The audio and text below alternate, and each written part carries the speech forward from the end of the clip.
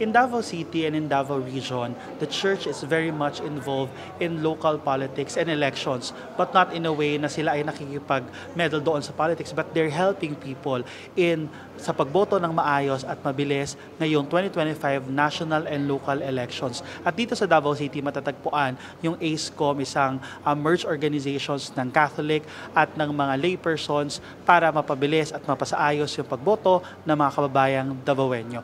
Kasama natin ngayon ang spokesperson ng ACECOM, si Ma'am Eileen Lizada, Attorney Eileen Lizada. Hi ma'am, good afternoon po. Good afternoon. Magandang hapon sa inyong lahat. Ma'am, pwede po bang kwento po sa amin, very very quick lang, backgrounder, what is PPCRV ACECOM po at ano po ang uniqueness nito compared doon sa typical natin na PPCRV na kasama natin ng matagal na sa maraming eleksyon? ACECOM is the Archdiocesan Citizens Engagement. It is a collaboration of the diocese together with all Catholic schools of Davao City. That is why PPCRV tapped us to represent them here. So that's why we call it ACE PPCRV. So they did not establish anymore. They used ACECOM to be the accredited citizens arm here in Davao City. Parang ito pa ay parang localized PPCRV. Yes. So this involves 42 parishes and more or less 12 Catholic schools and other non-Catholic schools that voluntarily helped us as well. And it covers Daditama, Davao, Digos, Tagum, and Mati, the 4 bishops. This is a collaboration of 4 bishops coming from the Davao, Digos, Tagum, and Davao, Digos, Tagum, Mati. Ma'am, usually yung PPCRV, ito ay mga volunteers from the church, choir members, mga youth, mga laypersons po natin. Gaano po nakatulong na meron na tayo additional forces from the schools naman this time? So, we have, are you asking me about the number of volunteers? In general po, how did it help po? It helped a lot because there are a lot of candidates and there is a struggle to get watchers. So, with the assistance of the different Catholic schools, they were able to complement or augment yung pagkukulang ng parishes sa mga voters, sa mga watchers po. Yung PPCRV and in this case, itong ACECOM natin, very important to in elections dahil ito ay independent body na nag-check ng transparency on the end ng church. So sila ay nagko-collate ng reports on grounds kung ano mga naganap, nangyari, bukod sa pagtulong sa mga kababayan natin doon sa paghanap ng kanilang mga presinto, ng mga pangalan. So ngayon, si Ma'am, si Attorney Lizada, ibibigay sa atin yung updates as of 4:45 p.m. sa naganap na eleksyon dito sa Davao City. Ma'am. Yes. The first time around, the first report we gave was 12:15. There were only 77 reports received. Now it's 4:45.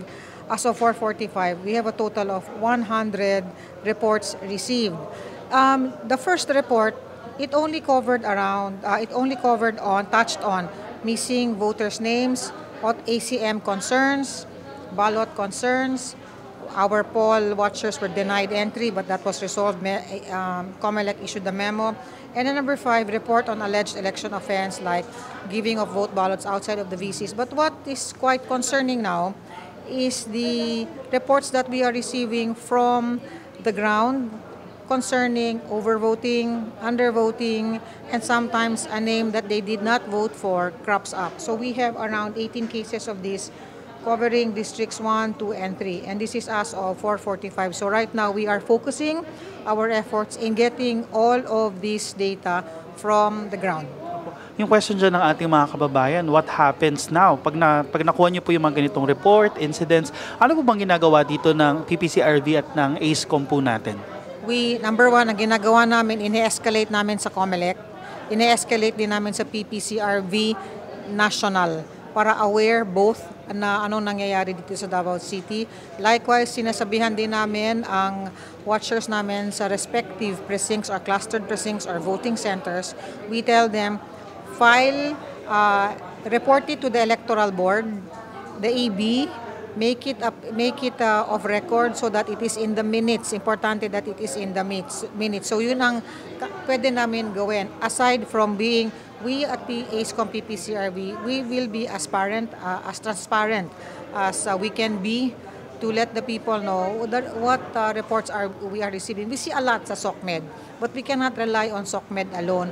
We have to have black and white. That's why on paper, that's why this one, we have the precinct numbers, we have the cluster, the name of the school, and the incident.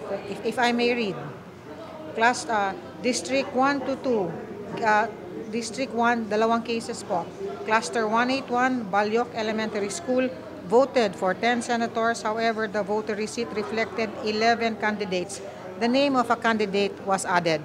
Second, Precinct 0445A, Quezon Elementary School, 8 candidates for city councilor but was invalidated due to an overvote. Ito po ay kasamahan ko sa Civil Service Commission. Ang nag-report nito ay ang regional director namin. So, District 2, 13 cases. Cluster number 486, additional vote. 7 voted senators, 10 was reflected on the receipt. Further, voter voted for 1 mayor, but machine did not read the same, hence not reflected on receipt. Cluster number 729, additional vote. Voter noticed additional name that she did not vote for. Ito yung mga natatanggap po namin. So ma'am, after po nitong ma-report natin sa COMELEC, ano pong parang mechanism ng PPCRV para ma-ensure po na may accountability on the end, kung sino po dapat ma-hold accountable po sa mga ganitong uri po ng discrepancy, room for improvement, accountability. Paano po ang... Definitely, we will make a report and give to COMELEC and to PPCRV para moving forward, especially na meron tayong barangay elections ngayong come December.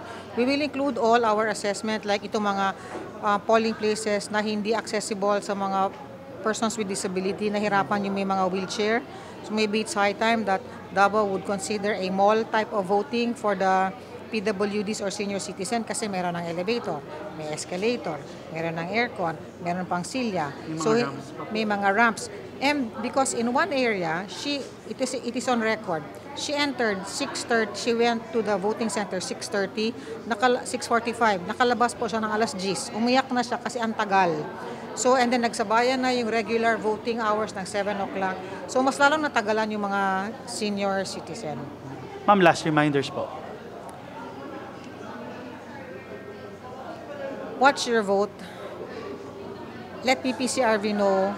Kung may nakikita ko kayo sa mga presinto ninyo, lapitan niyo po ang PPCRV, kami, para makarating ho sa headquarters namin kung na-overvote, nadagdagan ba ang boto, or nabawasan, or talagang in-undervote kayo, not proper naman yung shading ninyo. Kasi every vote counts, and we are here, we want to deliver, and we want to be as transparent and report kung ano talaga ang nangyayari. Attorney, thank you so much po sa pagpapaunlak na aming interview. Maraming salamat din po. So far, dun sa report ng ACECOM, PPCRV, may mga discrepancies doon sa mga binoto on top of other issues katulad ng nakita natin on ground, long lines, at yung pag-struggle ng mga priority people katulad ng PWD, mga senior citizens, at mga pregnant women. So patuloy pong tumutok sa aming special coverage para sa 2025 national and local elections, and paalala po at 7 p.m. ang ating pong mga presinto ay magsasara na. Once again, I am Jairo Bolledo. Thanks for watching.